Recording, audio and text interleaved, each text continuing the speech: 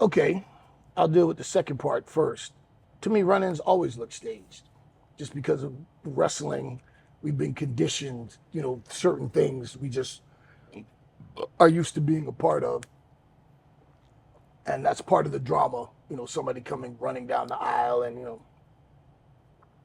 So the only time a run-in doesn't look staged is, to me, my opinion, is when they go to the extra step to like hide somebody in the crowd, or one of the cameramen are dressed up, and then they take off the hat. And you go, oh my God, it's Chavo Guerrero, But usually, because let's be real, if you're doing a run-in, then your music isn't going to be on cue when you hit. You're not telling anybody, hey, at the truck, we're going to run down it,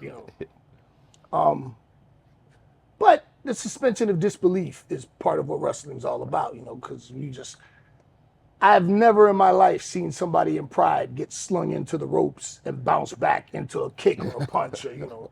So you condition yourself to just accept certain things that are ridiculous, and you enjoy it as part of the fun. Right on.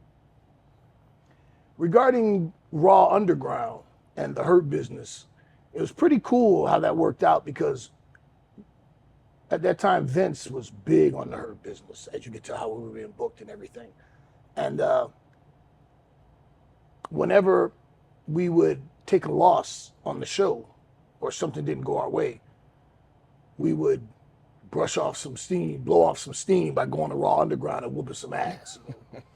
And we just show up and be like, who wants to fight? We came to fight. And what made our shit look real is that Bobby is a collegiate wrestling champion and a dominant MMA fighter. Shelton Benjamin, two-time NCAA All American, Minnesota. That's a lot to be an All American in Minnesota. That's like, Minnesota is to fucking college wrestling like what Alabama is to football. If you're an All American there, you're exceptional. And he was a two-time All American. And you got humble me with my jiu-jitsu background, and at that point, I think I was still a purple belt at that time. But, I know how to throw people, I know how to control people. So when they were doing Raw Underground, they wanted to give it a fight, a legitimate three-quarter shoot look. And man, Shane doesn't get enough credit, because Shane told Vince to buy UFC way back. Vince didn't do it. But if Vince had owned the UFC, would it be as successful as it is now? I don't know. Who knows? But Shane also trains in MMA. And so Raw Underground is Shane's idea? Yeah. Yeah, okay. Raw Underground was Shane's idea, as I understand it. Okay. And so you had people that would do the Raw Underground that some of those fights didn't look so good because they didn't really know how to fight.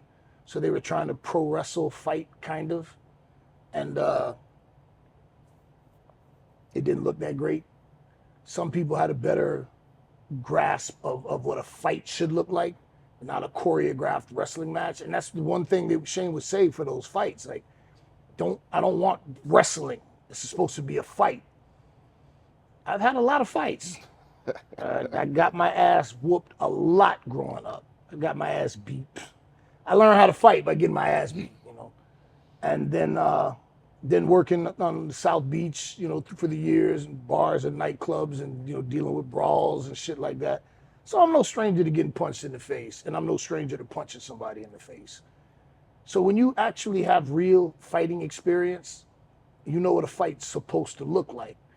And that's one of the things that I say that kind of hurts professional wrestling in this day and age. A lot of the people now that are professional wrestlers never had a fight. I say, I use The Miz as an example. Tremendously talented guy, great guy. I got no shade for Miz. Nothing bad to say. That dude is a stand-up guy. Nothing but respect for Miz. But he'll tell you out of his own mouth, he's never thrown a punch in anger in his life. He's never been in an actual fight, which blows my mind. You're like, damn, that's crazy. You, with your big mouth and your unaware of social space and shit, you lucky you grew up in Parma. I wasn't afforded that luxury. I've seen dudes get shot for stepping on a shoe.